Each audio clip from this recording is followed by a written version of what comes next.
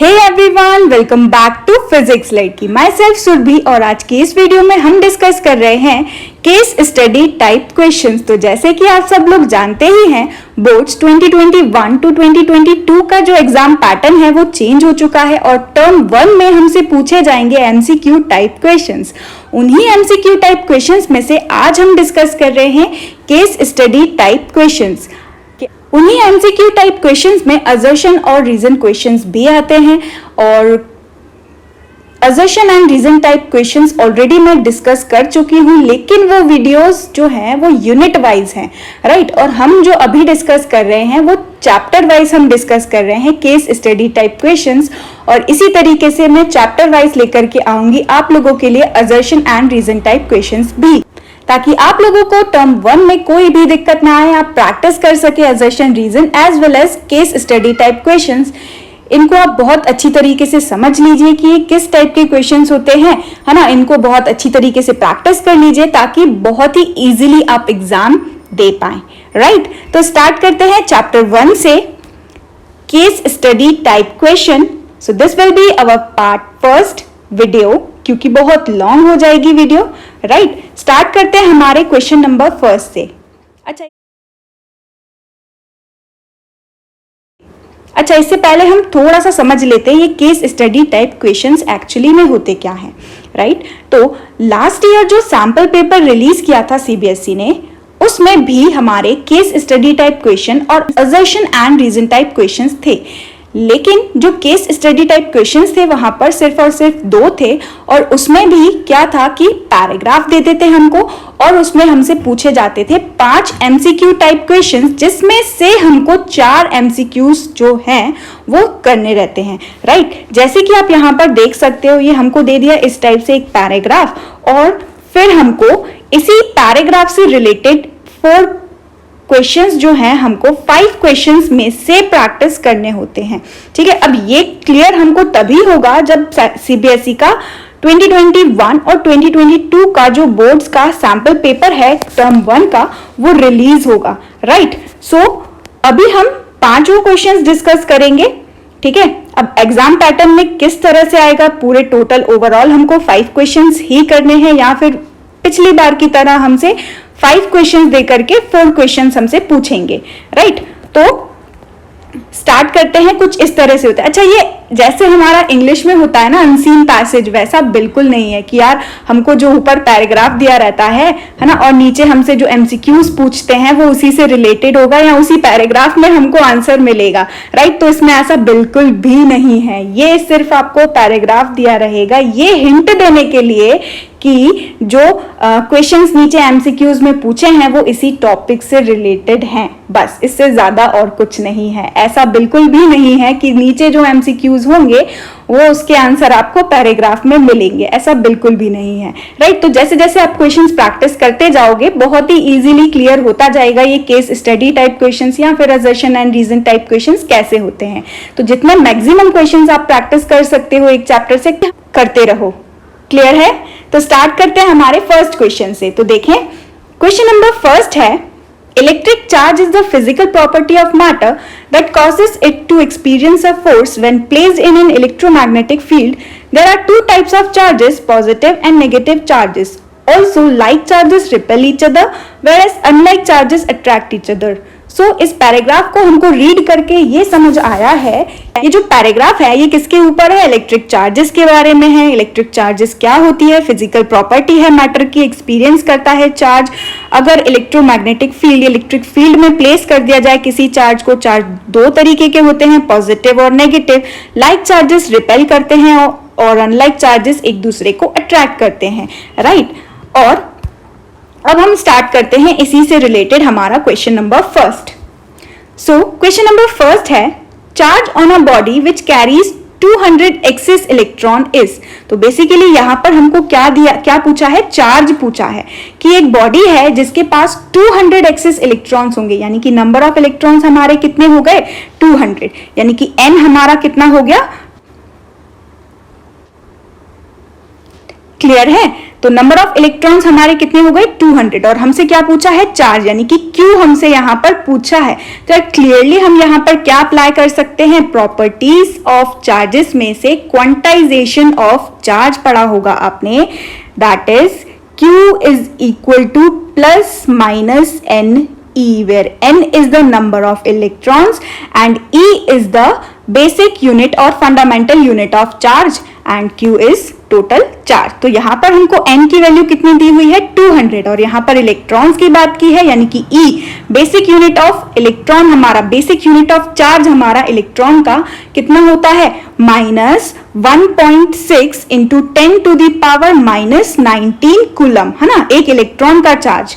तो ठीक है, अब यहाँ पर वो पूछ रहा है टोटल चार्ज बॉडी में कितना होगा जब हमारे n कितने हैं 200। तो बस हमें क्या करना है यार, 200 का मल्टीप्लाई करना है -1.6 इंटू 10 टू द पावर -19 से। तो देखो 16 टू जा कितना हो जाएगा 32 और एक पॉइंट ये, तो ये हमको मिलेगा -3.2 इंटू यहाँ पर है 10 टू द पावर -19 और यहाँ पर है +2, तो यहां से कितना मिलेगा 10 टू द पावर -17। तो अब हम चेक करते हैं हमारा करेक्ट आंसर। तो यहां पर हमारा करेक्ट आंसर होगा 3.2 into 10 to the power -17 coulomb. Total charge जो बॉडी में होगा वो कितना होगा 3.2 इंटू 10 टू द पावर -17। कौन सा ऑप्शन नंबर सही है इसमें, क्या है 3.2 इंटू 10 टू द पावर -17।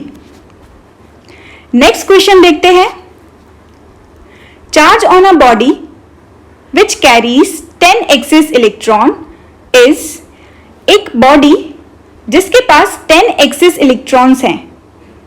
यहां पर भी सेम वही क्वेश्चन है यानी कि n हमारा कितना हो गया 10 और इलेक्ट्रॉन्स की बात की है यानी कि basic unit of charge on electron is equals to -1.6 into 10 to the power -19 coulomb हो गया और सिंपली हमसे चार्ज पूछा है। तो ये तो बिल्कुल बहुत सिंपल है, कितना हो जाएगा -1.6 इंटू 10 टू द पावर -19 है, एक +10 है तो कितना हो जाएगा 10 टू द पावर -18। तो कौन सा ऑप्शन सही है हमारा, यहाँ पर हमारा ऑप्शन नंबर ए ही सही है। ठीक है, -1.6 into 10 to the power -18। Clear.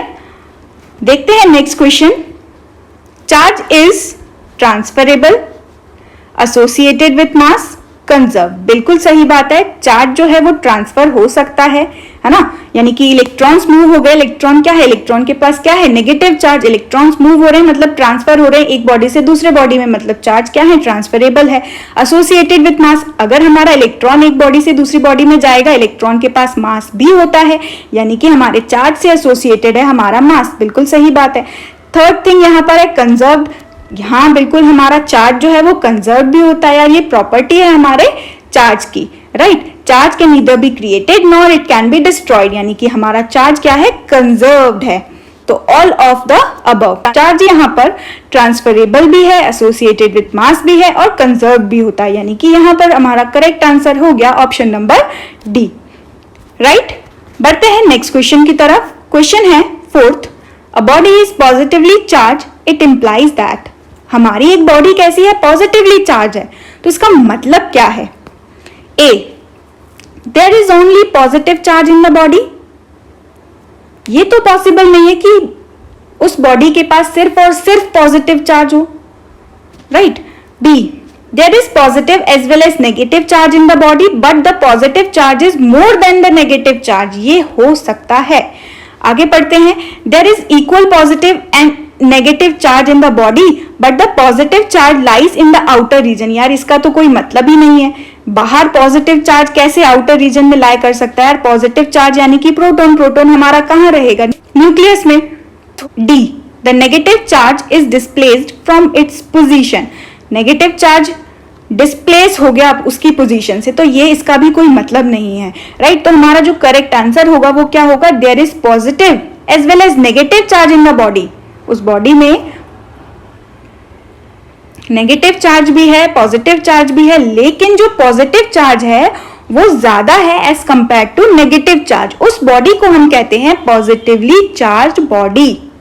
Clear. तो हमारा करेक्ट आंसर यहां पर हो जाएगा B. Next question,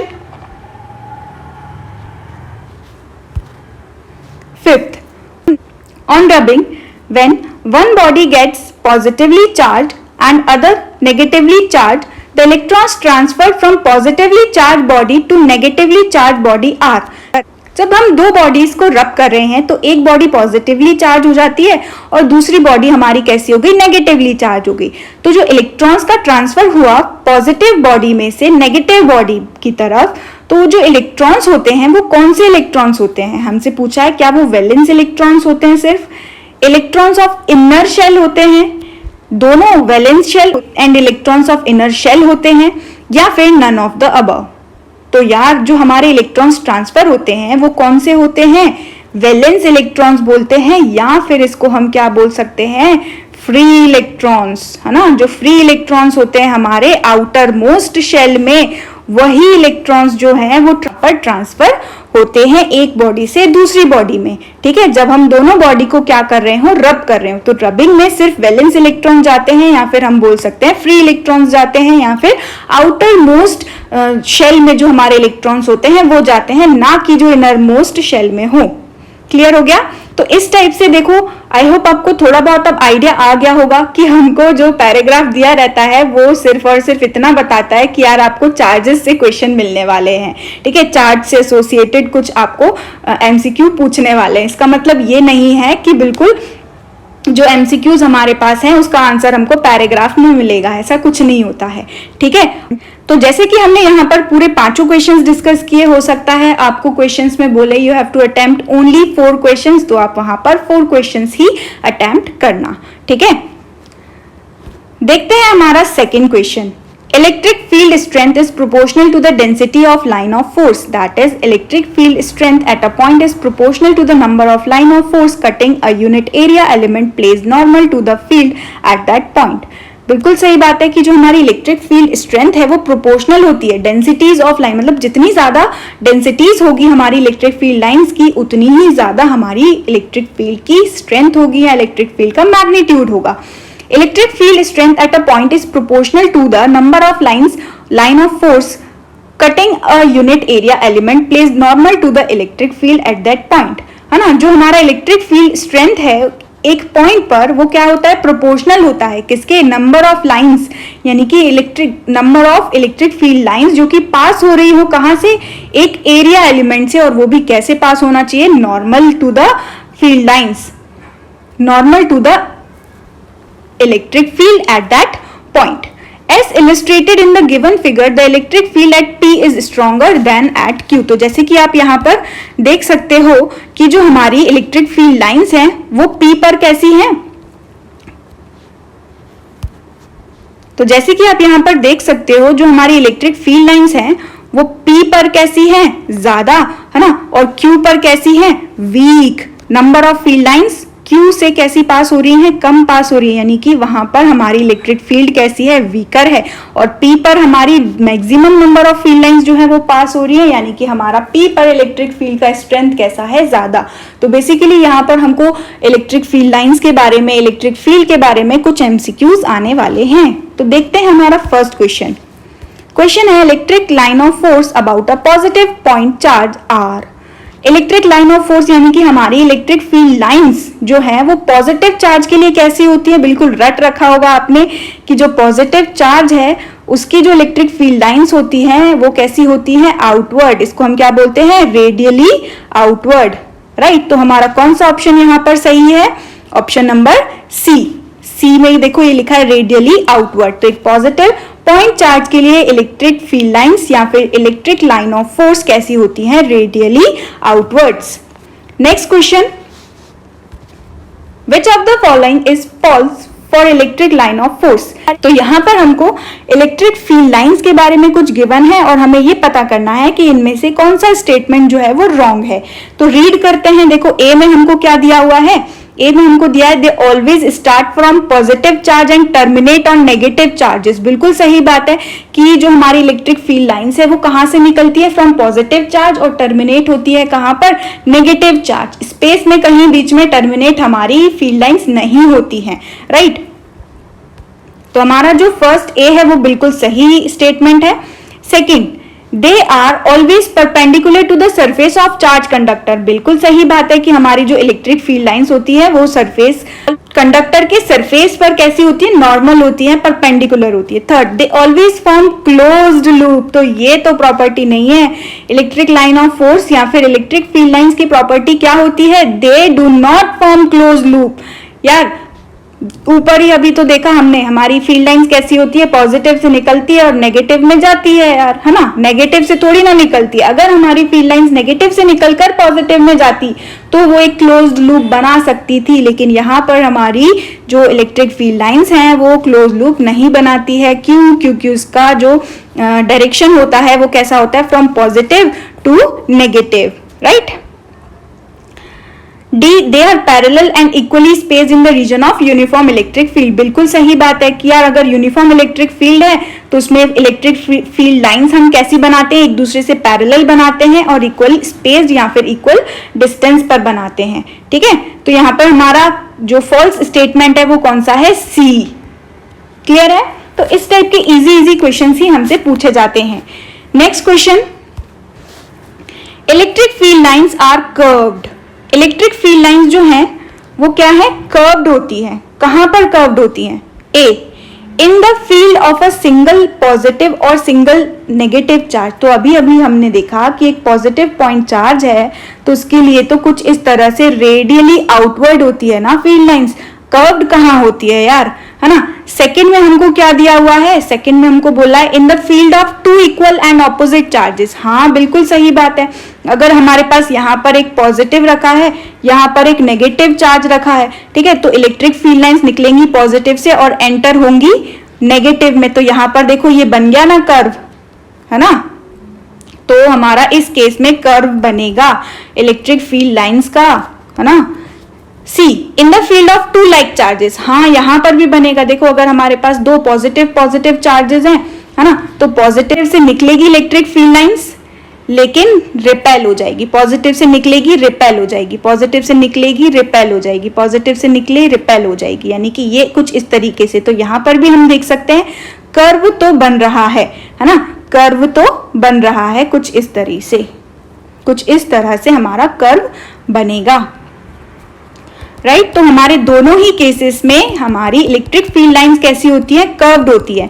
when we have two equal and opposite charges and when we have two like charges, ठीक है। तो यहां पर हमारा करेक्ट आंसर हो जाएगा both B and C. D हमारा जो है करेक्ट आंसर है, both B and C.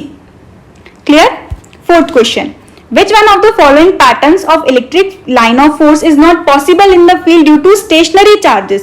Check कर लेते हैं यार। ए में देखो हमारी फील्ड लाइंस कैसी हैं, यूनिफॉर्म है, पैरेलल है, बिल्कुल सही बात है ना। ये लाइंस कब होंगी, जब हमारा स्टेशनरी चार्ज जो है वो बहुत दूर रखा हुआ है ना, तो बहुत दूर इन्फिनिटी पे जा करके ये सारी फील्ड लाइंस कुछ इस तरीके से हमारी पैरेलल दिखेंगी हमको।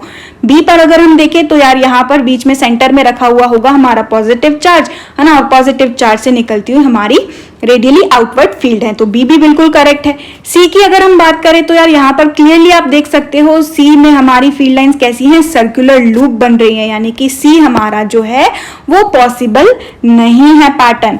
तो अगर हम डी में भी यहाँ पर देखें तो डी में भी फील्ड लाइंस कैसी हैं, बाहर निकलती हुई, कोई पॉजिटिव चार्ज रखा होगा और उससे बाहर निकलती हुई इलेक्ट्रिक फील्ड लाइंस है, राइट। तो यहाँ पर हमारा जो सी है वो पॉसिबल नहीं है, क्योंकि यहाँ पर हमारी जो फील्ड लाइंस है वो कैसी हैं यार, क्लोज लूप फॉर्म कर रही है, यानी कि ये जो है हमारा पैटर्न बिल्कुल गलत है, ठीक। तो हमारा आंसर यहाँ पर होगा सी।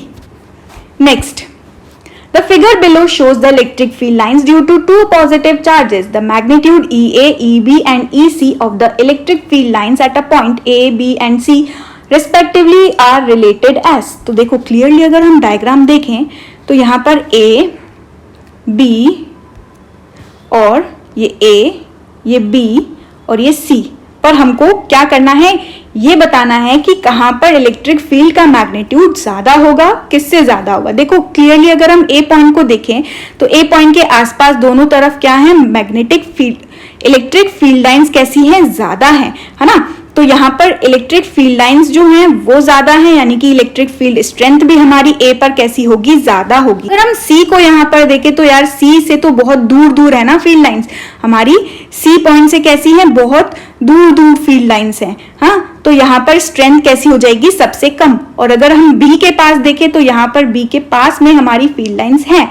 सबसे ज्यादा मैग्नीट्यूड कहाँ पर होगा, ए पर, फिर कहाँ पर होगा, बी पर, और सबसे कम स्ट्रेंथ जो होगी इलेक्ट्रिक फील्ड लाइंस की वो कहाँ होगी, सी पे होगी। ऐसा क्यों, क्योंकि फील्ड लाइंस ही नहीं है उसके आसपास, राइट। तो सबसे कम हमारी सी में होगी, ए में भी सबसे कम है सी पे, बी भी और सी भी, ठीक है। तो अब हमको ये पता करना है कि सबसे ज्यादा कहाँ पर है, हमारे ए पर। तो देखो ऑप्शन नंबर फर्स्ट ही हमारा सही है, ए जो है वो करेक्ट है, क्योंकि स्ट्रेंथ हमारी ए में ज्यादा है, फिर बी में, और फिर सबसे कम है हमारी सी में। क्लियर है। तो स्टार्ट करते हैं हमारा थर्ड क्वेश्चन। पैराग्राफ में हमको दिया है smallest charge that can exist in nature is the charge on an electron during friction, it is the only transfer of electron which makes the body charge. बिल्कुल सही बात है। Hence net charge on a body is integral multiple of charge of an electron. बिल्कुल सही। Quantization of charge की यहाँ पर बात की गई है। Q is equal to plus minus NE where R is equal to, I think ये R नहीं है, ये N है, ठीक है, ये N है हमारा, ये R नहीं है, ये N है। Where N is equal to 1 2 3 4, यानी कि जो N है हमारा नंबर ऑफ इलेक्ट्रॉन्स, वो कैसा होता है, इंटीजर में होता है ना। Hence no body can have a charge represented as 1.8 E, यानी कि n की वैल्यू यहाँ पर कितनी होगी, 1.8, यानी कि जो हमारा n है वो इंटीजर होता है, डेसिमल फ्रैक्शन में हमारा n नहीं होगा, यानी कि इलेक्ट्रॉन कभी भी जो है वो फ्रैक्शन में हमको नहीं मिलेगा। नंबर ऑफ इलेक्ट्रॉन्स जो है वो फ्रैक्शन में नहीं निकाल सकते हैं। तो हम 1 इलेक्ट्रॉन निकाल सकते, 2 इलेक्ट्रॉन निकाल सकते, 10 इलेक्ट्रॉन निकाल सकते, 100 इलेक्ट्रॉन निकाल सकते, लेकिन हाफ इलेक्ट्रॉन नहीं निकाल सकते हैं किसी बॉडी में से, राइट। तो हमारी n की वैल्यू कैसी होती है, इंटीजर में होती है ना। प्लस हो सकता है, माइनस हो सकता है, लेकिन डेसिमल में या फिर फ्रैक्शन में हमारे n की वैल्यू नहीं होती है। Recently it has been discovered that the elementary particles such as protons or neutrons are elemental units called quarks। ठीक है, तो यहाँ पर क्वार्क्स के बारे में भी थोड़ा सा डिस्कशन है, क्योंकि जो हमारे क्वार्क्स होते हैं वो और भी ज्यादा जो एलिमेंट्री पार्टिकल्स है हमारे इलेक्ट्रॉन और प्रोटॉन, उससे भी छोटे पार्टिकल्स हमारे होते हैं। इलेक्ट्रॉन्स और प्रोटॉन्स इन्हीं क्वार्क्स से बने होते हैं। ठीक है, तो अब देखते हैं हमारा एमसीक्यू नंबर फर्स्ट हमसे क्या पूछता है। Which of the following properties is not satisfied by an electric charge? इनमें से कौन सी प्रॉपर्टी इलेक्ट्रिक चार्ज की प्रॉपर्टी नहीं है? A. टोटल चार्ज कंजर्वेशन, बिल्कुल सही बात है, कंजर्वेशन ऑफ चार्ज प्रॉपर्टी है। B. क्वांटाइजेशन ऑफ चार्ज, अभी डिस्कस ही किया है पैराग्राफ में। C. Two types of charge, ठीक है, ये भी मान लिया कि चार्ज दो तरीके के होते हैं, पॉजिटिव और negative charge. Circular line of force, यार हमारी जो फील्ड लाइंस होती हैं चार्ज से निकलती हुई वो सर्कुलर नहीं होती है, यानी कि यहां पर हमारा करेक्ट आंसर हो गया डी। ठीक है, नेक्स्ट क्वेश्चन, ये कोई प्रॉपर्टी नहीं होती है। ठीक है, next question second, which one of the following charges is possible. यहां पर कौन सा हमारा जो चार्ज है वो पॉसिबल है, इनमें से कोई एक चार्ज हमारा पॉसिबल है। ठीक है, तो क्योंकि अभी हमने पैराग्राफ में देखा, हमको बोला है कि n की वैल्यू कैसी होनी चाहिए, इंटीजर में होनी चाहिए, तो यहाँ पर हम सबसे पहले कैलकुलेट करेंगे हमारा n। तो देखो फर्स्ट में अगर हम देखें q की वैल्यू हमारी क्या हो गई, 5.8 into 10 to the power -18 coulomb. अब हमें यहाँ निकालना है n, तो हमने पढ़ा क्वांटाइजेशन ऑफ चार्ज क्या होता है, q is equal to plus minus N E, right. तो यहाँ तो सारे ही पॉजिटिव में मतलब इलेक्ट्रॉन्स निकले हुए होंगे। ठीक है, तो फटाक से देखो, अगर हमें n निकालना है तो हम क्या करेंगे, चार्ज को डिवाइड कर देंगे e से, है ना। इसको बस हमें डिवाइड करना है किससे, 1.6 into 10 to the power -19 coulomb से इसको हमें क्या करना है, डिवाइड करना है। तो देखो इसको अगर हम डिवाइड करेंगे तो ये जो है कुछ अप्रोक्सीमेटली निकलेगा इट विल बी 3.62 निकलेगा ये कुछ। ठीक है, 3.62, इनको हम डिवाइड करेंगे तो ये जो है, तो जब हम 5.8 को डिवाइड करेंगे 1.6 से तो हमको यहां पर अप्रोक्सीमेटली मिलेगा रिजल्ट 36.2, राइट। तो ये जो n की वैल्यू है ये कैसी आ रही है, पॉइंट में आ रही है, डेसिमल में आ रही है, यानी कि जो हमारा फर्स्ट चार्ज है वो पॉसिबल नहीं है। ठीक है, तो हमारा जो फर्स्ट है वो पॉसिबल नहीं है। सेकेंड को चेक करते हैं, इसको डिवाइड करते हैं 1.6 into 10 to the power minus 19 से। तो यहां पर देखो 1.6 और 3.2 कैंसिल होके कितना मिला 2, और यहां से 10 टू दी पावर माइनस 18 और नीचे क्या है 10 टू दी पावर माइनस 19 को ऊपर उठा के ले जाएंगे तो यहां पर हमको मिल जाएगा एक 10, यानी कि n की वैल्यू कितनी आ गई 20, राइट। तो हमारा जो n है वो हमको कितना मिल रहा है 20 मिल रहा है यहां पर, यानी कि हमारा ऑप्शन नंबर बी जो है वो कैसा है, करेक्ट है। यहां पर n की वैल्यू कैसी मिल रही है, इंटीजर में हमको मिल रही है। Correct answer is B. और यहां पर हमको एक ही पूछा था कि कौन सा चार्ज पॉसिबल है, तो हमारा बी चार्ज पॉसिबल है, क्योंकि यहां पर n की वैल्यू कैसी है, इंटीजर में है, कितनी आ रही है 20 आ रही है। तो बाकी आंसर्स चेक करने की जरूरत ही नहीं है। ठीक है, और अगर हमारा बी पर भी आंसर नहीं आता तो फिर हम आगे और चेक करते। ठीक है, next third, if a charge on a body is 1 nanocoulomb then how many electrons are present on the body। हमसे पूछा है कि यार अगर किसी बॉडी के पास चार्ज कितना है 1 नैनोकूलम है ना, 1 nanocoulomb is equal to 10 to the power minus 9 coulomb, then how many electrons are present on the body. तो यार ये क्वेश्चंस भी हम कैसे कर सकते हैं, हमारा जो टोटल चार्ज है बॉडी का, तो देखो हमारा जो टोटल चार्ज है बॉडी का वो कितना हो गया 1 नैनोकूलम, यानी कि 1 into 10 to the power minus 9 coulomb. ठीक, अब हमसे बोला है कि कितने इलेक्ट्रॉन्स प्रेजेंट है, तो Q इज इक्वल टू हमारा क्या होता है Ne। तो फिर से हमसे N पूछा है तो हम क्या करेंगे 1 into 10 to the power minus 9 को डिवाइड कर देंगे किससे 1.6 into 10 to the power minus 19 से। तो यहां से देखो हमारा जो है रिजल्ट वो क्या निकलेगा, और जब हम इस वैल्यू को सॉल्व करेंगे तो यहां से आप देख सकते हो 10 to the power minus 9 divided by 10 to the power minus 19 को ऊपर ले जाएंगे तो हमको क्या मिलेगा 10 टू द पावर प्लस 10 में से एक जीरो हम 1 को दे देते हैं तो हमारा फ्रैक्शन जो है वो क्या हो जाएगा 100 डिवाइडेड बाय 16।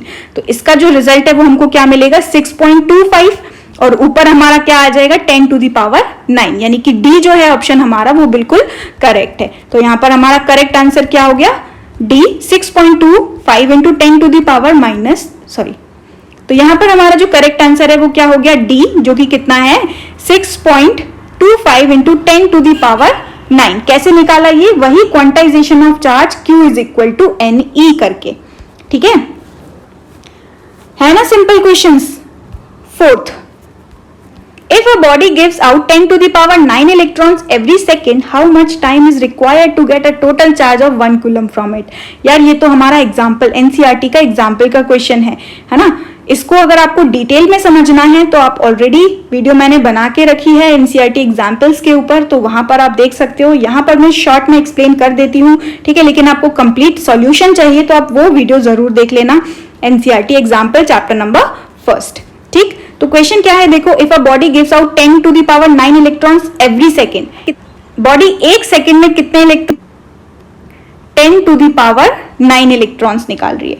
ठीक है, यानी कि n की वैल्यू कितनी हो गई 10 टू द पावर 9। अगर हमें यहां पर निकालना है कितना चार्ज क्रिएट हो रहा होगा बॉडी में, तो हम लिख सकते हैं 1 सेकेंड में कितना चार्ज क्रिएट हो रहा होगा, Q इज इक्वल टू क्या होता है Ne, यानी कि n हमारा कितना है 10 टू द पावर 9। तो हमारा आंसर क्या होगा, अगर हमें पता करना है एक सेकंड में बॉडी में कितना चार्ज है तो हम क्या करेंगे 10 टू द पावर 9 को मल्टीप्लाई कर देंगे किससे, बेसिक यूनिट ऑफ चार्ज, यानी कि 1.6 into 10 to the power minus 19 से उसको क्या करेंगे हम मल्टीप्लाई करेंगे। तो यहां पर हमको जो रिजल्ट है वो क्या मिलेगा 1.6 into 10 to the power minus 10 coulomb. तो एक सेकेंड में इलेक्ट्रॉन्स कितने निकाले हमने 10 टू द पावर 9 इलेक्ट्रॉन्स निकाले बॉडी में से, तो बॉडी के पास जो चार्ज है वो कितना हो जाएगा 1.6 into 10 to the power minus 10 coulomb का एक सेकेंड में बॉडी के पास चार्ज हो गया। ठीक, अब हमसे पूछ रहे हैं कि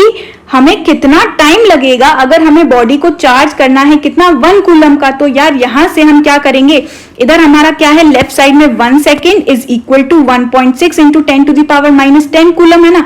तो यार अगर हमें 1 कूलम के लिए टाइम पता करना है तो हम इस वैल्यू को उठा करके लेफ्ट साइड ले आएंगे। तो हमारा जो आंसर है 1 कूलम इज इक्वल टू क्या आ जाएगा 1 second upon 1.6 into 10 to the power minus 10। तो इस तरीके से हम एक कूलम में कितना टाइम लगेगा, बॉडी को एक कूलम चार्ज करने में कितना टाइम लगेगा, इस तरीके से हम निकाल सकते हैं। और इसको हम डिवाइड करके फिर सेकेंड से उसको ईयर में चेंज करेंगे तो हमारा जो करेक्ट आंसर यहां पर हमको मिलेगा वो होगा ऑप्शन नंबर सी। ठीक है, यहां पर ऑप्शन नंबर सी जो है वो हमारा करेक्ट आंसर है, 198.19 ईयर्स। बस हमें उस वैल्यू को, जो हमारी वैल्यू क्या आ रही है 1/1.6 into 10 to the power minus 19 sorry 10 to the power minus 10 आ रही थी ना। तो इसको अगर हम सॉल्व करेंगे तो हमारा, इसको कन्वर्ट करेंगे अगर हम ईयर्स में, तो हमारा सेम यही आंसर हमको मिलेगा 198.19 ईयर्स। क्लियर है? इसके बाद देखते हैं हमारा next question, fifth question. Polythene piece rubbed with wool is found to have a negative charge of 3.2 into 10 to the power minus 7 coulomb. Calculate the number of electrons transferred. तो देखो यहाँ पर फिर से वही क्वेश्चन है, Q is equal to NE लगा करके हमको सॉल्व करना है। यहाँ पर हमको चार्ज दे दिया है कितना 3.2 into 10 to the power minus 7 है ना, और नंबर ऑफ इलेक्ट्रॉन्स हमसे पूछे हैं, यानी कि N की वैल्यू हमसे पूछे। तो हम क्या करेंगे, सेम वही 3.2 into 10 to the power minus 7 को डिवाइड करेंगे हम किससे, 1.6 into 10 to the power minus 19 से, है ना। तो यहां से हमको कितना मिल जाएगा 2, 1.6, 3.2 डिवाइडेड बाय 1.6 करेंगे तो पॉइंट से पॉइंट कैंसिल, और 16 टू जा कितना हो गया 32। तो यहां से हमको मिला 2 इंटू, यहां नीचे जो 10 की पावर हमारी 19 है, इसको ऊपर उठा करके ले जाएंगे तो ये हो जाएगी प्लस 19, और 19 में से 7 जाएगा तो कितना बचेगा यार हमारा 12, राइट। तो ये हमको मिलेगा 10 to the power 12। तो हमारा यार ऑप्शन नंबर फर्स्ट ही बिल्कुल सही है, 2 into 10 to the power 12। ठीक, नंबर ऑफ इलेक्ट्रॉन्स कितना आया 2 into 10 to the power 12। तो हमारा करेक्ट आंसर हो गया ए। अब आते हैं हमारे फोर्थ क्वेश्चन पे, रीड करते हैं। When electric dipole is placed in uniform electric field, its two charges experience equal and opposite forces which cancel each other and hence net force on the electric dipole in uniform electric field is zero। ये तो बिल्कुल सही बात है, हमने electric dipole पढ़ा है। Electric dipole क्या होता है, arrangement of equal and opposite charges separated at some distance. ठीक है, और जब हम इस इलेक्ट्रिक डाइपोल को रख दें एक्सटर्नल यूनिफॉर्म इलेक्ट्रिक फील्ड में, तो वहां पर इक्वल एंड ऑपोजिट जो चार्जेस हैं वो क्या एक्सपीरियंस करते हैं उस फील्ड में, उस फील्ड की वजह से इक्वल एंड ऑपोजिट फोर्स, यानी कि उन पर लगने वाला जो नेट फोर्स है, टोटल फोर्स पूरे डाइपोल पर जो टोटल फोर्स होता है, नेट फोर्स, वो कैसा हो जाता है, जीरो हो जाता है यूनिफॉर्म इलेक्ट्रिक फील्ड की वजह से। However these forces are not collinear. ये जो फोर्सेस हैं वो कोलिनियर नहीं होते हैं, यानी कि जो लाइन ऑफ एक्शन है वो सेम नहीं होता है, इस वजह से वहां पर वो एक्सपीरियंस करने लगते हैं torque. Since net force on electric dipole in uniform electric field is zero, so no work is done in moving electric dipole in uniform electric field। Uniform electric field में कोई भी वर्क नहीं होता है, क्यों? क्योंकि नेट फोर्स हमारा कैसा होता है, जीरो होता है। However, some work is done in rotating, लेकिन कुछ वर्क जरूर होता है डाइपोल को जब हम रोटेट कर दें, है ना। डाइपोल को अगर हम रोटेट कर दें अगेंस्ट टॉर्क, है ना, तो हमको कुछ वहां पर वर्क करना पड़ता है। ठीक है, तो अब देखते हैं हमारा question. Question number first, the dipole moment of a dipole in a uniform external field E is P। Dipole moment हमको यहाँ पर कितना गिवन है P, और यूनिफॉर्म एक्सटर्नल इलेक्ट्रिक फील्ड हमको कितना गिवन है E vector. Then the torque tau acting on the dipole is, यार सीधा सीधा हमको टॉर्क का फॉर्मूला पूछ लिया। तो यार जब भी टॉर्क हमारा यूनिफॉर्म एक्सटर्नल इलेक्ट्रिक फील्ड में रखा रहता है तो हमारा टॉर्क का फॉर्मूला क्या होता है, torque is equal to PE sine theta या फिर P क्रॉस E। तो हमारा ऑप्शन नंबर ए यहाँ पर करेक्ट है। ठीक है, तो बाकी सब देखो यहाँ पर कोई मतलब ही नहीं है ना। तो हमारा करेक्ट आंसर क्या है, option number A. Second, an electric dipole consists of two opposite charges each of magnitude 1.0 microcoulomb separated by a distance of 2.0 centimeter. The dipole is placed in an external field of 10 to the power 5 Newton per coulomb. The maximum torque on the dipole is, सीधा सीधा हमको यहाँ पर values given है, maximum torque पूछा है। तो maximum torque यानी कि थीटा की वैल्यू कैसी हो गई 90, है ना। और टॉर्क का फॉर्मूला हमारा क्या होता है PE साइन थीटा, और साइन 90 कितना होता है 1, यानी कि P इंटू E। और P क्या होता है हमारा डाइपोल मोमेंट, P की वैल्यू क्या होती है 2QA, है ना। और E तो देखो यहां से हमको मैग्नीट्यूड जो है चार्ज का वो कितना दिया है 1 माइक्रोकूलम, माइक्रो यानी कि 10 टू दी पावर 6, तो Q की वैल्यू हमको गिवन है ना। और यहाँ पर लेकिन हमारा जो डिस्टेंस है उन दोनों चार्जेस के बीच का वो कंप्लीट डिस्टेंस दिया है, यानी कि हमको यहाँ पर ये जो 2 है इस 2 को लेने की जरूरत नहीं है। ठीक है, यहाँ ये जो 2 है इसको लेने की जरूरत नहीं है। अब हमारा जो A है वो क्या रिप्रेजेंट कर रहा है, total distance between the two charges. तो हमारा P जो हो गया वो क्या हो गया Q इंटू A, क्योंकि हमारा डाइपोल मोमेंट क्या होता है यार, it is a magnitude of charge and distance between the charges. तो यहाँ पर 2 सेंटीमीटर जो गिवन है ना वो हमारा डिस्टेंस गिवन है। ठीक है, डिस्टेंस गिवन है किसके बीच का, दोनों चार्जेस के बीच का। तो यहाँ A हमारा क्या हो गया 2 सेंटीमीटर, Q यहाँ पर हमारा क्या हो गया 1 इंटू 10 टू दी पावर 6, और इलेक्ट्रिक फील्ड हमको कितनी गिवन है 10 टू दी पावर 5। और जब सारी वैल्यूज रख करके हम इसको सॉल्व करेंगे तो हमारा जो करेक्ट आंसर है वो हमको मिलेगा ऑप्शन नंबर सी। ठीक है, इसको आप सॉल्व कर लेना और हमारा जो करेक्ट आंसर होगा वो होगा option number C, 2 into 10 to the power -3 newton metre. ठीक, तो ये टॉर्क होगा, एक्सपीरियंस करेगा हमारा dipole. Next question third, torque on a dipole in uniform electric field is minimum when theta is equal to. देखो मैक्सिमम कब होता है हमारा टॉर्क, जब हमारा थीटा की वैल्यू कैसी हो 90 हो, और मिनिमम कब होता है जब हमारी थीटा की वैल्यू कैसी हो 0 डिग्री हो और 180 डिग्री हो। यानी कि यहाँ पर दोनों ऑप्शन ए और हमारा सी दोनों सही है, यानी कि हमें ऑप्शन नंबर डी को चूज करना है। ठीक, correct answer is D, both A and सी।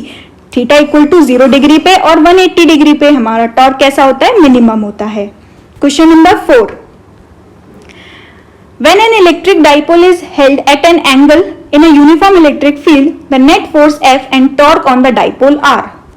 अरे ये तो अभी हमको पैराग्राफ में ही दिया था, देखो एक आंसर तो हमको मिल ही गया पैराग्राफ में। हमको वहां पैराग्राफ में दिया हुआ था नेट फोर्स जो रहता है, जो हमारा डाइपोल एक्सपीरियंस करेगा, नेट फोर्स कैसा होता है 0, है ना, और टॉर्क वो एक्सपीरियंस करता है, तो torque is not equal to 0। तो यहाँ पर हमारा करेक्ट ऑप्शन कौन सा होगा, सी, है ना, net force is equal to 0 and net torque is not equal to 0 when dipole is placed in uniform external field. ठीक, तो सी यहाँ पर हमारा करेक्ट आंसर है। Question number 5, an electric dipole of moment P is placed in an electric field of intensity E. The dipole acquires a position such that the axis of dipole makes an angle with the direction of the field. Assuming that the potential energy of the dipole to be 0 when 0 is equal to 90 degree, the torque and the potential energy of the dipole will respectively be। Simply यहाँ से हमको पूछा है work done torque का formula और हमारा जो simple torque का फॉर्मूला होता है वो हमसे पूछा है। जब हम डाइपोल को यूनिफॉर्म इलेक्ट्रिक फील्ड में प्लेस करते हैं तो वो एक्सपीरियंस करता है टॉर्क। ठीक, और टॉर्क हमने देखा उसका जो फॉर्मूला होता है वो क्या होता है पीई साइन थीटा। ठीक है, और जब भी हम उस टॉर्क को डिस्प्लेस करते हैं, है ना, उस टॉर्क को हम डिस्प्लेस करते हैं तो हमें क्या करना पड़ेगा, वर्क करना पड़ेगा, और वहां पर वर्क का जो फॉर्मूला होता है वो हमारा क्या होता है माइनस पीई कॉस थीटा। वैसे एक्चुअल फॉर्मूला हमारा क्या होता है, work done is equal to PE cos theta 0 minus cos theta 1। ठीक है, तो यहां पर हमारा थीटा 0 की वैल्यू हमको कितनी गिवन है 90 गिवन है, तो कॉस 90 कितना होता है 0। तो work done by the dipole का फॉर्मूला क्या हो गया पीई माइनस कॉस थीटा 1 या फिर सिंपली कॉस थीटा। ठीक है, तो यहाँ पर देखो हमें सिर्फ और सिर्फ क्या बताना है, फॉर्मूला बताना है। तो देखो टॉर्क का फॉर्मूला क्या होता है पीई साइन थीटा और वर्क डन क्या होता है माइनस पीई कॉस थीटा। तो यहाँ हमारा जो करेक्ट आंसर है वो क्या हो जाएगा ए। ठीक, टॉर्क का फॉर्मूला क्या होता है पीई साइन थीटा और वर्क डन का फॉर्मूला क्या होता है माइनस पीई कॉस थीटा, वो भी कब, जब हमारा थीटा 0 कैसा हो 90 डिग्री हो। क्लियर है, यानी थीटा 2 की वैल्यू हमारी कैसी हो 90 हो। Fifth, net electric flux through a cube is the sum of fluxes through its 6 faces. Consider a cube as shown in the figure having sides of L equal to 10 cm. The electric field is uniform, has a magnitude E is equal to 4 into 10 to the power 3 Newton per coulomb and is parallel to the XY plane at an angle of 37 measured from the x-axis towards positive y-axis. तो यार यहाँ पर सीधा सीधा हमसे question पूछ लिया, पूरा एक न्यूमेरिकली हमको चैप्टर 1 का उठा करके डाल दिया जो कि फ्लक्स के ऊपर है। ठीक, तो इसको हम पहले अलग से सॉल्व कर लेते हैं और फिर हमारे इन एमसीक्यूज का आंसर हम देंगे। ठीक, तो देखो क्वेश्चन फिर से रीड करती हूँ मैं, क्या बोल रहे हैं क्वेश्चन में, net electric flux through a cube is the sum of fluxes through its 6 faces. क्या बोल रहे हैं क्वेश्चन समझ लेते हैं यहीं पर हम, कि जो हमारा इलेक्ट्रिक फ्लक्स है वो क्या होता है, टोटल इलेक्ट्रिक फ्लक्स अगर हमें निकालना है क्यूब का, तो हमें सबके इसके सारे फेसेस का फ्लक्स निकालना होगा अलग अलग और उनका क्या करना होगा, सम करना होगा। तो देखो अलग से इस क्वेश्चन को अब हम सॉल्व करते हैं। यहाँ पर हमको क्या गिवन है, एक क्यूब गिवन है जिसके 6 फेसेस हैं। ये फेस फर्स्ट, इसको माना सेकेंड फेस, ये थर्ड फेस, ये फोर्थ फेस, और S5 हमारा इसका फ्रंट फेस है और S6 इसका बैकवर्ड फेस है। ठीक है, और ये एक्स एक्सिस, वाई एक्सिस और जेड एक्सिस। लेंथ जो है हमको, साइड जो है हमको इस क्यूब की वो कितनी गिवन है, 10 सेंटीमीटर। अगर इसको हम मीटर में चेंज करें तो ये हमारा कितना हो जाएगा, 0.1 मीटर, राइट। और इलेक्ट्रिक फील्ड जो हमको यहाँ पर गिवन है मैग्नीट्यूड, वो कितना है, 4.00 इंटू 10⁻³ न्यूटन पर कूलम। इलेक्ट्रिक फील्ड का जो डायरेक्शन है मोस्ट इंपॉर्टेंट है। यहाँ पर इलेक्ट्रिक फील्ड का डायरेक्शन हमको कैसा गिवन है, 37 डिग्री फ्रॉम एक्स एक्सिस। ठीक है, X axis towards Y axis, यानी कि एक्स एक्सिस से 37 डिग्री पर है हमारी इलेक्ट्रिक फील्ड। ये जो डायरेक्शन हो गया हमारा, ये इलेक्ट्रिक फील्ड का डायरेक्शन हो गया कहां पर, 37 डिग्री। यानी कि इसको अगर हम अलग से बनाने की कोशिश करें तो ये हो गया हमारा एक्स एक्सिस, ठीक है, ये हो गया हमारा वाई एक्सिस, है ना। और इस एक्स एक्सिस से 37 डिग्री पर है हमारी इलेक्ट्रिक फील्ड, ये होगी हमारी 37 डिग्री। ये हो गया हमारा इलेक्ट्रिक फील्ड का डायरेक्शन। ठीक, अगर हम इस इलेक्ट्रिक फील्ड को कंपोनेंट्स में सॉल्व करें तो ई एक वेक्टर है ना, तो इसका हम क्या कर सकते हैं, कंपोनेंट्स में रिजॉल्व कर सकते हैं। तो ई का यहाँ पर एक्स एक्सिस के अलोंग, थीटा के अलोंग जो कंपोनेंट होगा वो क्या होगा, ई कॉस थीटा। थीटा कितना है, 37 डिग्री। यानी कि यहाँ पर इलेक्ट्रिक फील्ड का अलोंग एक्स एक्सिस कंपोनेंट क्या आया है, ई कॉस 37 डिग्री। और इसका परपेंडिकुलर यहाँ पर हमारा क्या होगा, ई साइन 37 डिग्री। ठीक है, साइन 37 डिग्री। ठीक, तो इस तरीके से हमारी जो इलेक्ट्रिक फील्ड है उसके कंपोनेंट्स में हमने डिवाइड करा। और अगर हमें इसका पूरा वेक्टर फॉर्म लिखना है तो हम अब कैसे लिखेंगे, ई cos 37 degree along x axis को हम क्या कैसे रिप्रेजेंट करते हैं, आई कैप, प्लस ई साइन 37 और जे, वाई को हम कैसे रिप्रेजेंट करते हैं, जे कैप। कुछ इस तरीके से हमारी इलेक्ट्रिक फील्ड हो गई, इलेक्ट्रिक फील्ड का मैग्नीट्यूड और साथ ही साथ उसका डायरेक्शन। ठीक है, अब हमको यहाँ पर सारे फेसेस के फ्लक्स निकालने हैं। तो अब हम निकालते हैं फ्लक्स थ्रू फेस फर्स्ट, है ना, फेस फर्स्ट S1 के लिए हम निकालते हैं फ्लक्स। तो फ्लक्स का फॉर्मूला हमारा क्या होता है, फ्लक्स हमारा होता है E vector dot A vector. ठीक है, तो ई वेक्टर तो अब हमें पता है क्या है, डॉट हमारा डॉट प्रोडक्ट, और ए वेक्टर अगर हम देखें तो एरिया। अगर हम सरफेस फर्स्ट की बात करें तो इसका एरिया ये क्या होगा, एक स्क्वायर। एक स्क्वायर का एरिया क्या होता है, मैग्नीट्यूड की अगर हम बात करें तो एरिया जो होगा स्क्वायर का वो क्या होता है, साइड इनटू साइड। और साइड कितनी है, 0.1 मीटर, तो 0.1 का स्क्वायर, तो ये हमको कितना मिलेगा, 0.01 मीटर स्क्वायर। ये एरिया का मैग्नीट्यूड हो गया। ठीक है, अब इसके डायरेक्शन की बात करें तो सारे फेसेस के लिए डायरेक्शन तो अब अलग अलग होगा। तो यहाँ सरफेस फर्स्ट के लिए अगर हम एरिया वेक्टर का डायरेक्शन देखें, है ना, इसका डायरेक्शन देखें, तो ये जो एरिया वेक्टर का डायरेक्शन होगा हमारे फर्स्ट फेस के लिए वो क्या होगा, इस तरफ होगा कुछ। और ये डायरेक्शन हमारा हमेशा याद रखना, 3D सरफेस के लिए एरिया वेक्टर का डायरेक्शन कैसा होता है, हमेशा सरफेस के आउटवर्ड। आउटवर्ड यानी कि अगर ये हमारा सरफेस फर्स्ट है तो इसके आउटवर्ड यानी कि ये डायरेक्शन हो जाएगा हमारा एरिया वेक्टर का। तो ये क्लियरली आप देख सकते हो, इस तरफ अगर y है तो इस तरफ हमारा क्या हो गया, नेगेटिव y एक्सिस, यानी कि इसका जो डायरेक्शन है वो क्या हो जाएगा, नेगेटिव j। और एरिया का मैग्नीट्यूड कितना है, 0.01, और इलेक्ट्रिक फील्ड हमारी ये है। अब हम निकालते हैं net flux through first face, जो कि किसके बराबर होगा, E electric field dot area vector, है ना। तो इलेक्ट्रिक फील्ड हमारी कितनी है, E cos 37 degree along i cap plus E sine 37 degree along j cap, है ना, डॉट एरिया वेक्टर। तो एरिया हमारा क्या है, 0.01, है ना, और इसका डायरेक्शन क्या है, माइनस जे कैप। माइनस जे कैप।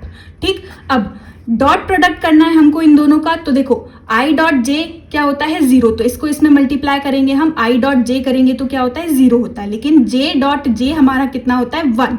ठीक है, तो हमारा यहां से क्या बच जाएगा, ई साइन 37 जे और जे डॉट जे हमारा क्या होगा 1, यहां से हमारा क्या मिलेगा माइनस, और इनटू में हमारा क्या है 0.01, क्लियर है, is equal to minus E electric field हमारी कितनी है 4 इंटू 10⁻³ इंटू साइन 37। तो साइन 37 निकालने की एक ट्रिक है, यहां पर हमारा ट्राइंगल है ना, राइट एंगल ट्राइंगल है, यहां पर होता है 5, अगर ये एंगल हमारा 37 है तो 37 के सामने वाला छोटा यानी कि 3 होता है और यहाँ पर 4 होता है।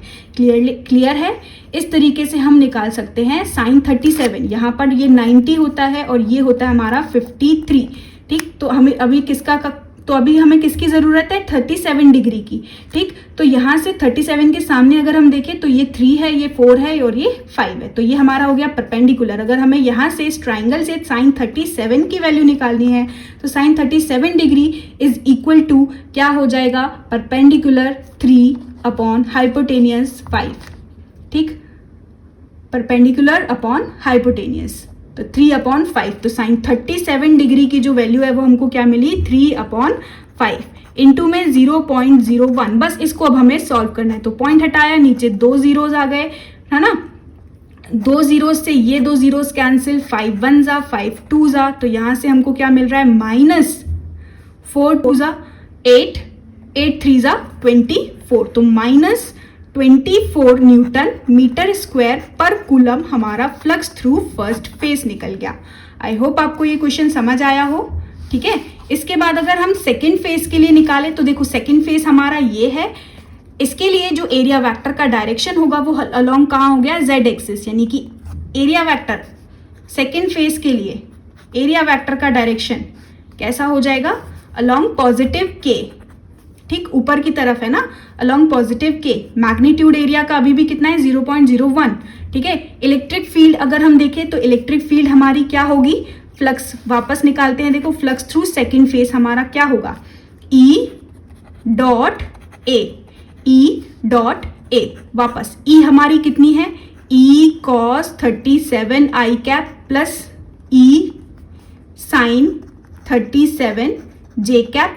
ठीक है, डॉट एरिया वेक्टर, तो एरिया वेक्टर का मैग्नीट्यूड कितना है 0.01 और उसका डायरेक्शन इस बार कितना है k कैप, और जब भी हम i डॉट k करेंगे j डॉट k करेंगे तो हमको क्या मिलता है 0। डॉट में i डॉट i 1 होता है, j डॉट j 1 होता है और k डॉट k 1 होता है, बाकी i dot k 0, i dot j 0। ठीक है, j डॉट k 0। ठीक है, तो यहां से हमको जो फ्लक्स 2 है वो क्या मिल जाएगा i dot k 0, j dot k 0, तो यहां से हमको सेकंड के लिए जो फ्लक्स है वो क्या मिलेगा 0 मिलेगा। इसी तरीके से अगर हम S4 को देखें, पहले डायरेक्शन देखें एरिया वेक्टर का, तो वो कहाँ आएगा नेगेटिव k एक्सिस, और इलेक्ट्रिक फील्ड हमारी I और J के लिए है, यानी कि फ्लक्स 4 भी हमारा क्या हो जाएगा 0 हो जाएगा, क्योंकि उसमें क्या आ जाएगा बस माइनस k आ जाएगा, बाकी इलेक्ट्रिक फील्ड तो हमारी यही है ना, तो उसमें हम क्या करेंगे I डॉट k करेंगे, J डॉट k करेंगे, तो भी हमको क्या मिलेगा 0, यानी कि फ्लक्स थ्रू सेकेंड फेज और फोर्थ फेज हमको क्या मिलेगा 0 मिलेगा। फर्स्ट फेज में हमको कितना मिला है -24 न्यूटन मीटर स्क्वायर पर कूलम। अगर इसके ऑपोजिट यानी कि हम फेज 3 को देखें अब, यानी कि अब हम निकालते हैं फ्लक्स थ्रू थर्ड फेज, तो यहाँ पर भी electric field dot area vector हम करेंगे। ठीक है, electric field dot area vector, तो इलेक्ट्रिक फील्ड हमारी क्या है, इलेक्ट्रिक फील्ड हमारी है E cos 37 i cap plus E sine 37 degree j cap. Area vector, तो यहां पर एरिया वेक्टर का डायरेक्शन अगर हम देखें सरफेस S3 के लिए तो ये होगा अलोंग J, पॉजिटिव J है ना, तो यहाँ पर एरिया का मैग्नीट्यूड 0.01 मीटर स्क्वायर और डायरेक्शन इसका क्या है इस बार अलोंग J। तो देखो I डॉट J करेंगे फिर से 0, J डॉट J करेंगे तो इस बार हमको कितना मिलेगा 1, तो यहाँ से हमारा क्या मिलेगा sine E sine 37 J dot J 1 into में 0.01, ठीक है। और साइन 37 जैसे कि अभी हमने देखा ई की वैल्यू पुट करेंगे हम तो क्या मिलेगा 4 इंटू 10 टू द पावर 3 और साइन 37 हमारा क्या होता है 3/5 और इंटू में 0.01। क्लियर है, पॉइंट हटाया, नीचे 2 जीरोज आ गए हमारे, 2 जीरोज से ये 2 जीरोज कैंसिल, 5 1 जा 5 2 जा 4 2 जा 8 8 3 जा 24। तो इस बार हमारा प्लस 24 आया है और यहाँ पर हमारा माइनस 24 आया था, ठीक। तो ये हो जाएगा न्यूटन मीटर स्क्वायर पर कूलम। क्लियर है। अब हमारे 2 फेसेस और बचे। फेस 5 हमारा क्या है, ये फ्रंट वाला, और फेस 6 हमारा क्या है, बैक वाला। तो यहाँ पर ये जो फ्रंट वाला है इसका अगर हम एरिया वेक्टर निकालेंगे तो ये कुछ इस तरफ आएगा अलोंग एक्स एक्सिस। S6 के लिए अगर हम देखें तो S6 के लिए एरिया वेक्टर का डायरेक्शन कहाँ आएगा, अलोंग नेगेटिव एक्स एक्सिस, ठीक है। और बाकी सारी चीजें तो हमारी एज इट इज चल रही हैं, और बाकी सारी चीजें तो हमारी एज इट इज चल रही है। तो इलेक्ट्रिक फील्ड हमारी क्या हो गई, E डॉट ए वेक्टर अगर हम करें तो इलेक्ट्रिक फील्ड हमारी इस बार क्या चल रही है, E cos 37 i cap plus E sin 37 j cap, इन दोनों का डॉट, ठीक है। एरिया का मैग्नीट्यूड 0.01 और इस बार एरिया का डायरेक्शन फिफ्थ फेज के लिए कहाँ है, पॉजिटिव एक्स एक्सिस यानी कि आई कैप, ठीक। तो इस बार जे डॉट आई क्या हो जाएगा 0, आई डॉट आई इस बार क्या हो जाएगा 1, यानी कि हमको मिलेगा E cos 37 I dot I 1 और 0.01। क्लियर है। E हमारा कितना है 4 इंटू 10 टू द पावर 3 और cos 37 हमारा क्या हो जाएगा, अगर हमारे ट्राइंगल को अगर हम फिर से देखें तो ये 37 के सामने वाला 3, हाइपोटेनियस 5 और ये 4, ठीक है। तो cos 37 अगर हम निकालें तो cos 37 इज इक्वल टू क्या होगा, बेस अपॉन हाइपोटेनियस। तो बेस कितना है 4, हाइपोटेनियस कितना है 5। तो cos 37 डिग्री जो है हमको कितना मिला 4/5 इंटू 0.01। इसको सॉल्व करेंगे, पॉइंट हटाया, नीचे 2 जीरोज से ये 2 जीरोज कैंसिल, 5 1 जा 5 2 जा 4 2 जा 8 8 4 जा कितना होता है 32। तो इस बार हमारा जो फ्लक्स है फिफ्थ फेज के लिए वो कितना आया 32 न्यूटन मीटर स्क्वायर पर कूलम। अब बचा हमारा सिक्स्थ फेज। सिक्स्थ फेज हमारा कौन सा फेज है, बैकवर्ड फेज, हमारे जो क्यूब के पीछे वाला फेस है वो, और ये है इसके लिए जो एरिया वेक्टर का डायरेक्शन होगा वो नेगेटिव एक्स एक्सिस होगा, यानी कि फिर अगर हम करें E डॉट ए वेक्टर तो हमको क्या मिलेगा, E cos 37 i cap plus E sin 37 J cap dot 0.01 into minus I cap करेंगे इस बार, क्योंकि नेगेटिव एक्स एक्सिस के अलोंग होगा इसका एरिया वेक्टर, ठीक है। अब आगे फिर से I डॉट आई कितना होगा 1, J डॉट आई कितना होगा 0, लेकिन यहाँ पर इस बार माइनस भी है इसलिए हम लगाएंगे minus E, I dot I कितना हो गया 1 cos 37 और 0.01। E की value 4 into 10 to the power 3 cos 37 जैसे कि अभी हमने देखा 4/5 और 0.01। पॉइंट हटाया, नीचे 2 जीरोज से ये 2 जीरोज कैंसिल, 5 1 जा 5 2 जा 4 2 जा 8 8 4 जा 32, लेकिन माइनस में इस बार आया है न्यूटन मीटर स्क्वायर पर कूलम, ठीक है। तो इस तरीके से सारे फेसेस के लिए हमने फ्लक्स निकाला। अब अगर हम नेट फ्लक्स निकालें through all the faces, 5 1 plus 5 2 plus 5 3 plus 5 4 plus 5 5 plus 5 6, ठीक है। नेट फ्लक्स निकालें तो नेट फ्लक्स हमारा क्या हो जाएगा 5 1 कितना आया था -24 plus flux through 2 phase, flux through second phase हमारा कितना आया था 0, फ्लक्स थ्रू थर्ड फेज हमारा कितना आया था +24 और फ्लक्स थ्रू फोर्थ फेज हमारा फिर से कितना 0, फिफ्थ फेज के लिए आया +32 और सिक्स्थ फेज के लिए आया -32, ठीक। तो हमारा देखो 24 32 यानी कि नेट फ्लक्स हमारा क्या आया 0 आया, ठीक है। इतना सब काम धाम करने के बाद हमारा नेट फ्लक्स कितना आ रहा है 0। अब हम करते हैं हमारा क्वेश्चन सॉल्व, ठीक है। तो अब हम देखते हैं हमारे MCQs। Electric flux through phase 6, sixth phase के लिए हमारा जो फ्लक्स आया था वो कितना था -32, राइट। तो यहाँ कितना आया था -32 न्यूटन मीटर स्क्वायर पर कूलम। तो यहाँ करेक्ट आंसर हमारा क्या हो जाएगा D। Next question, electric flux passing through surface S1, surface first के लिए हमारा जो फ्लक्स आया था वो कितना था, -24 न्यूटन मीटर स्क्वायर पर कूलम। तो फर्स्ट आंसर हमारा यहाँ पर करेक्ट है। Next, surfaces that have zero flux, zero flux हमारा किसका निकला था, सेकेंड और फोर्थ वाले का, यानी कि ऑप्शन नंबर सी यहाँ पर सही है।